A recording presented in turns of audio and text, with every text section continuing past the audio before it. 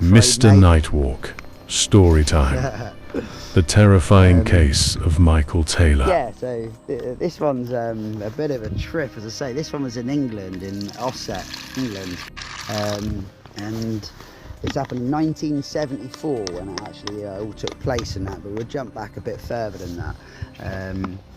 There's a bloke and he was called Michael Taylor.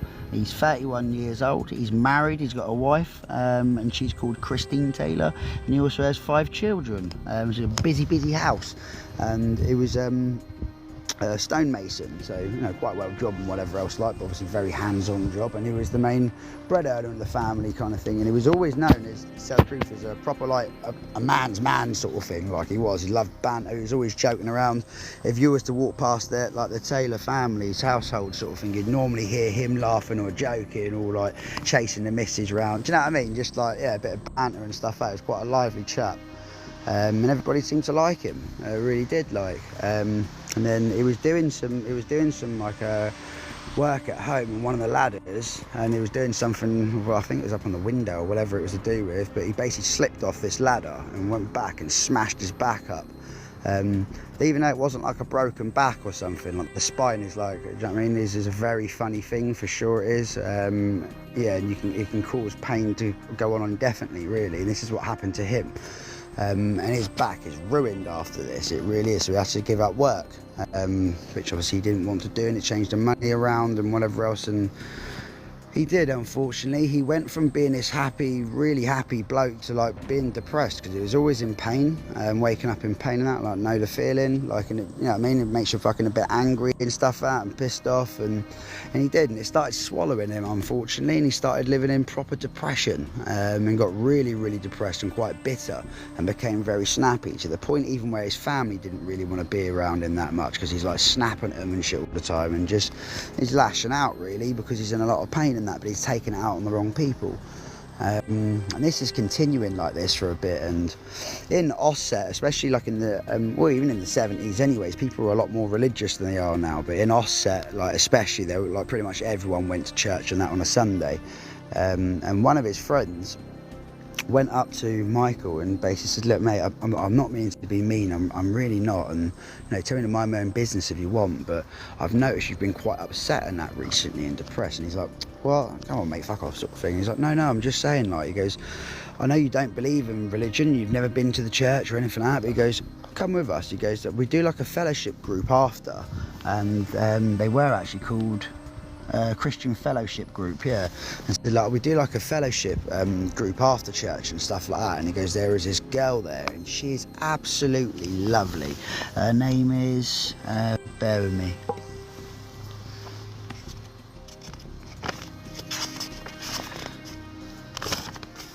Yeah, her name was Marie Robbins, and she was 21 years old.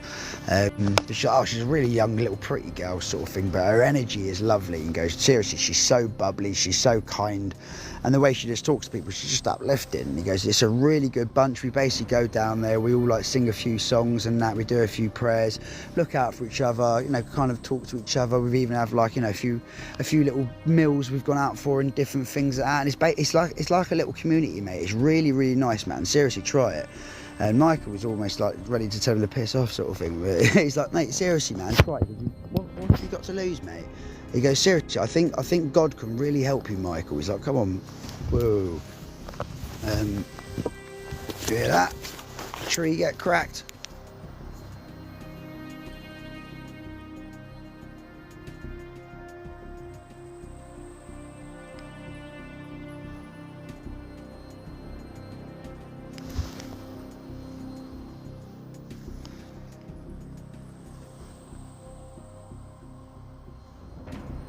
Fucking hate trying to do story times in these places, it's horrible.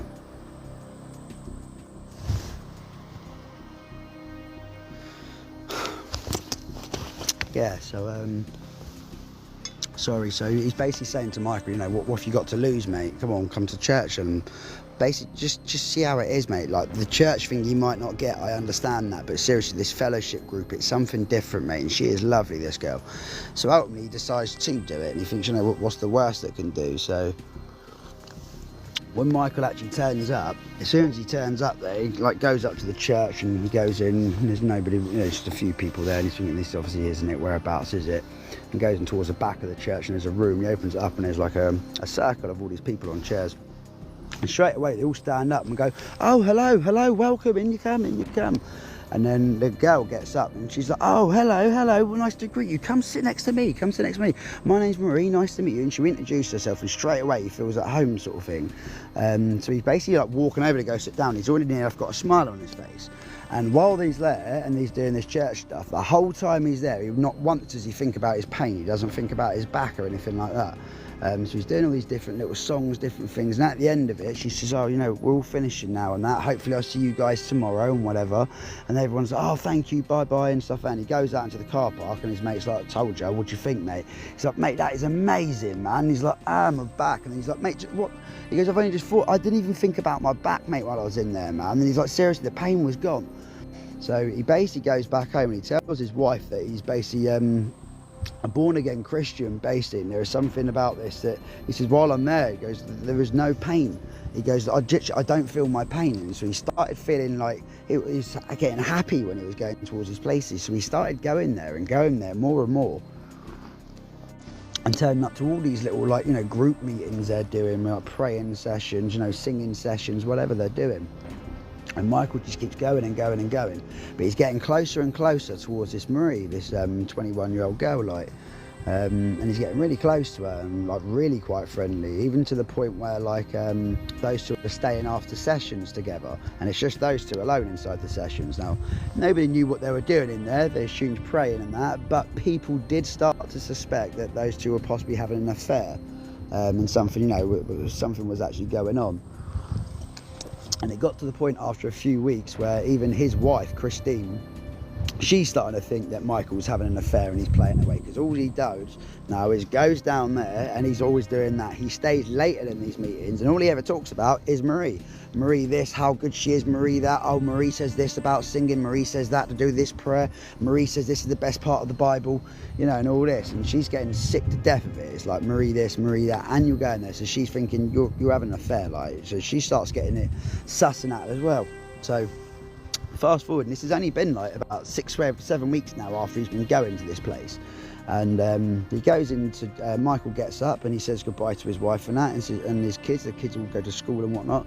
And she says, what's your plans for today? He's like, oh, I'm going up, she's doing a day group today. We're going to go up there and do a few bits of singing, a few bits of prayers. Then we're going to help the priest do something in the church, I think. And I'll be back a bit this evening, but we might see, because maybe there's like something going on. And she's like, right, okay, yeah, no worries, take it, Marie's sort of thing. And he's like, well, yeah, she's always there. And he's like, all right. So he basically says bye, and she goes out the door, basically gets in the car and drives off. And this is where Christine's like, yeah, right, balls to this. So she basically follows, and she goes up to the church, and she bursts into the church, and obviously just sees a couple of people in there, and she's like, right, where are they?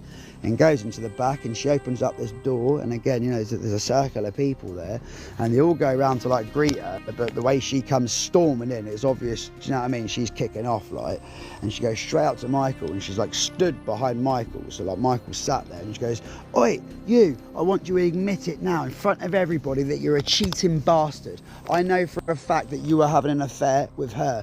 Yes, I know that you are sleeping with my husband. Admit it. I want you to admit it to everybody now, like, to in front of everybody here. So everybody's like looking, sort of thing, and Michael doesn't say anything. He just sits there, and then like looks over, and then Marie, who's on the other side of the room, she starts to scream, like proper scream. She would later state that Michael looked like a beast. She said Michael looked like some sort of wild beast or something like that. He stared at her in a certain way, but she said he looked like an animal, a devil or some sort of beast. She said she's never seen a human be able to stare and look like that. So everybody's like freaking out, you know, what's going on. And then Michael bursts into tongue. Now, tongue is when you're speaking like, you know, supposed to be religious stuff, and like, you know, a god or a spirit or an entity of some sort is meant to be talking through you, and it's normally like gibberish, like, you know what I mean, kind of like what the fan heart is on it. That's basically talking in tongue, innit? you know, so that's basically what he starts doing, and he's speaking all this weird shit in tongue and that, and everyone's sitting there wondering what to do, as he then stands up and he lunges at this Marie like he's going to beat the shit out of her.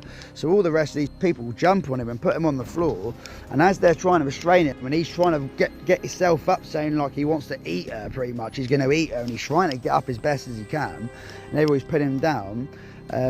Obviously his wife Christine has just stood there as well, thinking what is going on, and she looks over at Marie like that, and then when she looks over to Marie then starts talking in all this weird tongue, and she drops to the floor, and both of them at this point stop trying to like wiggle to get up, but they like look at each other, so they're both facing each other and they're both talking to each other in tongue. All this weird gibberish, ungibberish, weird thing, talking to each other in tongue. So all the people in this Christian fellowship group had no idea what to do. So they all basically started praying. And started praying, trying to hope that this would go away. After about 15 minutes or so, this weird episode of whatever these two were doing, and all the, you know, and these like trying to pray it away and that, eventually they just stopped and both of them collapsed onto the floor, and then Michael was the first one to open his eyes, and he was like didn't know what happened. He couldn't he was all like oblivious to what's just happened. Apparently he didn't understand why he was on the floor either. After a few minutes then Marie did the same thing, and she woke up in her eyes, and she had no idea why she was on the floor and what happened and all this kind of stuff. Because of that, everybody's freaking out, and they suggest that Michael has been possessed by some sort of demon. So they basically get in touch with the Catholic Church of England, the actual proper Church of England, and explain what's happened. He said, you know, we think that Michael's been possessed and stuff like that. So they say, it does sound like that. We're going to come down and we'll examine him, which they actually do. So they came down to his house the following day, and they examined Michael and determined, yep, he's definitely like being possessed by at least one demon or two, they claimed, and said, yeah, he's definitely being possessed and that. So they said that we're going to do an exorcism on you, but you have to like agree to this exorcism, otherwise it won't work. But you have to obviously give consent, you have to agree to it, you have to like be willing with it, otherwise it will not work. And he's like, okay. And he's like, do you believe in God? And always like, of course, you know. And he's like, okay, we'll do this. And he goes, we'll come and collect you tomorrow, and we'll take you to a local church where we're prepared better for this. It's quieter and stuff like that. It's more off grid. We'll take you to this church, and we're going to perform an exorcism. If you want to bring your fellowship group and stuff, your flock, and they can all pray and stuff as well, it will help. More the merrier if they've got the stomach for it. And they basically all agree to it. So the following day, they come and pick up Michael, Christine, his wife, and they basically drive up there, and they're met obviously by everybody there as well, and the priests. They go inside and they start this exorcism on Michael.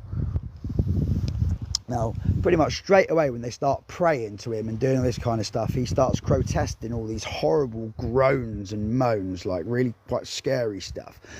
He tried lashing out and trying to attack a few people there to pin him down and actually restrain him onto a chair as he's like trying to lash out and do whatever else, and he's making all these horrible sounds. They were throwing holy water on him as well, like, and supposedly he's acting like the holy water was hurting his skin, and he was letting out all these horrible weird sounds and screams and trying to grotesque his body up in weird positions that didn't, you know, really look like it's natural doing it, and making these horrific sounds. These priests did this for 8 hours, and after a bit of like pure exhaustion, like they pretty much like finish, and what's his name, Michael is on the chair, and he's pretty much like near enough ready to pass out. He's exhausted, obviously, with all this stuff, and the priest turned around and said, we have to stop. We can't continue anymore at the moment. Like, your soul has taken way too much. You're actually possessed, Michael, with 40 demons. You have 40 demons inside you. We've successfully got rid of 37 demons.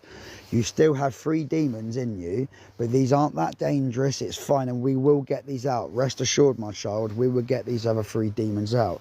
So what we're going to suggest everybody do now, everybody takes a break, everybody calms down, everybody rests. We'll pick you guys up tomorrow, and we'll come back and we'll get rid of these 3 demons. And everybody says, yeah, it's a great idea. Oh, okay. So then this is now, you know, 8 hours later, they go back and they go home. It's around like 4 or 5 o'clock in the afternoon, and one of Michael's neighbours is doing the washing up in her kitchen and starts to hear weird noises outside, and I was like chanting shit. She didn't really know what it was. She looked outside, and that's when she saw Michael walking down the road, completely naked, covered in blood, like head to toe covered in blood, and all this other weird stuff all over his hands. Weren't too sure what that bit was, but he basically was saying about the devil and saying about Satan and hell, and then he walked onto her garden and basically fell onto her garden floor and curled up into like a little fetus position sort of thing, and then started hysterically laughing like a little child, just giggling, and just carried on giggling. She was absolutely terrified, as you can imagine, and phoned the police. The police turn up about 10 minutes later. Michael was still curled up on a little ball, just laughing like a little girl. They come over and try to talk to Michael. Michael was still laughing like a little girl. After about 5 minutes or so, the police like pushing him into whatever else, eventually he snapped out of this weird trance he was supposedly in and had no recollection of what happened, why he's there and stuff out. And the police are trying to question him. He doesn't understand what's going on, why he's naked, what is all this on me, and whatever else. And the police are like, where do you live, where do you live? And he's like, where am I, sort of thing. And then he determines where he is, and he's like, I live down there. And he lives about 12 doors down. So the police, one of the police officers, say wait here while the rest of the other police go over and check his house. When they went inside their house, his wife Christine has been absolutely pummeled to death. He beat her to death, like proper beat the shit out of her. It turns out that like Michael, after he went home, went into one of his few states of where he was possessed, supposedly, with one of these demons, and he started beating his wife, like on about pounding his wife with his hands, and then got to the point where he started ripping her face off. With his own hands, he ripped her face off and used it as a flannel and was soaking up the blood off her face and off her neck, where he's literally ripped off all his skin and that, and was soaking it all over his body while he's getting naked and ripping up her. So she was technically still kind of alive while this was going on, and then he continued beating her until she was dead. He ripped her eyes out and everything like off with his own hands. He then went over to the family dog that was barking, watching all this happen, and he beat the dog, and he done the same thing to the dog and ripped the eyes out the dog and stuff out, and completely like tried ripping the face off the dog, and mainly hair and stuff out, but took some of the eye out and horrific stuff. And then luckily Michael's children weren't in. Luckily they were still at school and whatnot, they just haven't got back, very luckily. But ultimately, I just saw a light there. No, that one's a house in the background.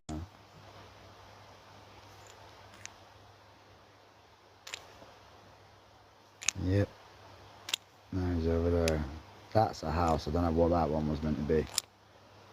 That's forest. That's a bit tricky. Yeah, so that's what I say.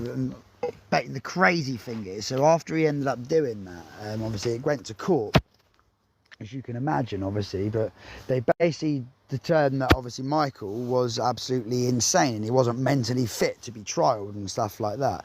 The church was actually done, and so was the fellowship group. They were ultimately got in trouble for it and basically said that you poisoned his mind by saying that he was possessed, and he still had 3 demons in him, and he went over and done it. But the jury, by the end of this case, was so freaked out by it, they generally actually did believe, the jury, that he was possessed and that he had some demons in him and stuff like that. So they actually sent him, and he went off to a mental institution.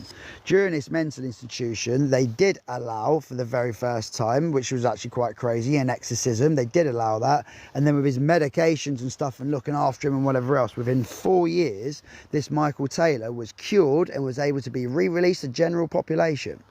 Michael Taylor, 4 years after beating his wife to death and ripping her face off and doing the same thing to the family dog and walking down the street whistling, like speaking about Satan and the devil and laughing and giggling and stuff like that bloke ultimately only got 4 years in a mental institution, was allowed to start walking around Britain again. You may have actually walked next to him in Sainsbury's, Tesco's. You could have even worked with him before, you know.